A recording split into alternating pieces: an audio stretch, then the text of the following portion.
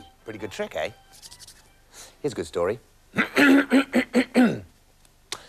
There was once a woodcutter whose wife had died and who had an only son. The woodcutter was very, very poor, but he was determined that the boy should have a better life than his, and so for years and years he saved every penny he had so that he could send the boy to school. Will you stop picking yourself? Dear, oh dear. In those days, of course, school was a luxury, and to send the boy there cost him every penny he had. What does it matter if I don't eat? The old woodcutter said. I mean, why should I mind if I haven't been able to afford a new pair of socks for 7 years? I shall send my boy to school. He will learn an honest trade, and one day he will be able to support me. Well, yeah, but unfortunately, the money he had saved wasn't quite enough. Thank you, thank you, thank you. The money the old woodcutter saved wasn't quite enough. And in fact, 2 days later, just when the boy had learned which way round his cap went, the money ran out, and the headmaster promptly sent the boy home. Well, Dad, he said, sorry, looks like I better become a woodcutter. Oh, but the father grumbled and groaned. Oh, no, that's no good. He complained, oh, no, you're not used to it. No, it's a hard life, and I ought to know. I mean, just look at the blisters on these fingers. Oh, dear, heaven knows what'll happen to us now. Oh, I suppose we'll just have to starve or something like that. Oh, dear, Dad. Oh, Dad, please shut up, the boy replied. Look, I don't mind hard work. I'll soon get used to it. Yeah, maybe you will, the father said, maybe you will. But where am I going to get an axe? Hey? Yeah, you hadn't thought of that, had you? Oh, no. I have got one axe, and that is mine. No. How can you be a woodcutter when you've got nothing to cut wood with, eh? Well, the son wasn't worried. He simply walked over to the neighbour's house and borrowed an axe from him. And that was how he became a woodcutter. What's going on? Well, one day, just as the sun was at its very hottest, the father grew tired and suggested they both had a rest. Come and sit down with me, he said. Maybe we'd better have something to eat, you know. If we had a little rest and a little something to nibble, we'll work much better later on this afternoon. You know, I mean, I should know, really, because I have been doing this all my life, you know. I mean, just look at the blisters on my fingers.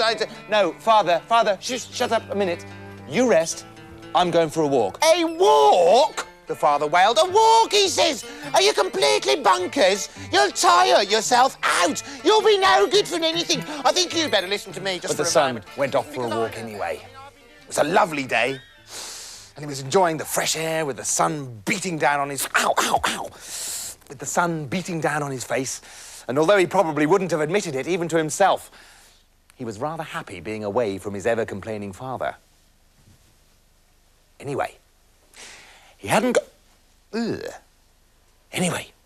gone very far when he came upon an old, gnarled oak tree.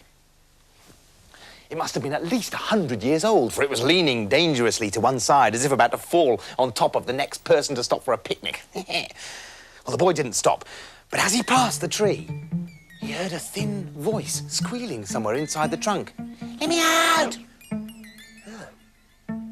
Let me out! And puzzled, he went over to the tree and looked up in the branches. But there was nothing inside. The boy frowned. Perhaps the sun had gone to his head after all and he was imagining things. But a second later, there it was again. Let me out! Let me out! It was coming from down in the ground, not up in the air. Kneeling down, the boy scooped out some of the earth under the tree, digging about in its roots, and it was there, about 2 feet underground, that he found a small glass bottle. And inside the bottle, a spirit. Let me out! Cried the creature for a third time. Will you let me out? Well, the boy couldn't think of any reason why he shouldn't let it out. So he pulled out the cork and out sprang the spirit. And at once it doubled in size. Then again and again. In fact... Thank you! It bellowed in a deep, rough voice. And now I shall strangle you! Why? Asked the boy. Because that's the sort of creature I am, the spirit said. My name is Mercurius. Mr. Mercurius to you. Hey, Do you know why I was put in the bottle? I can't imagine, the boy said. For strangling people, and that's what I'm going to do to you. Oh, the boy swallowed hard. Oh, no, not so fast, he exclaimed. Hey, I'm not so sure you were in the bottle to start with. Well, of course I was, the spirit cried. Well, then, prove it, said the boy. I bet you can't get back inside here again. Why, that's easy. Yeah! Laughed Mercurius in a loud, stupid voice and slipped back into the bottle again, at which the boy promptly stuffed the cork back in and captured it once again. Phew. When he saw how he'd been tricked, the spirit burst into tears. Oh, please let me out, it cried. I'll make you rich. No, I'll make you happy. I'll do anything. Yeah, I know exactly what you'll do, the boy replied. You'll try and strangle me again. No, I shan't, the creature insisted. Look, I promise.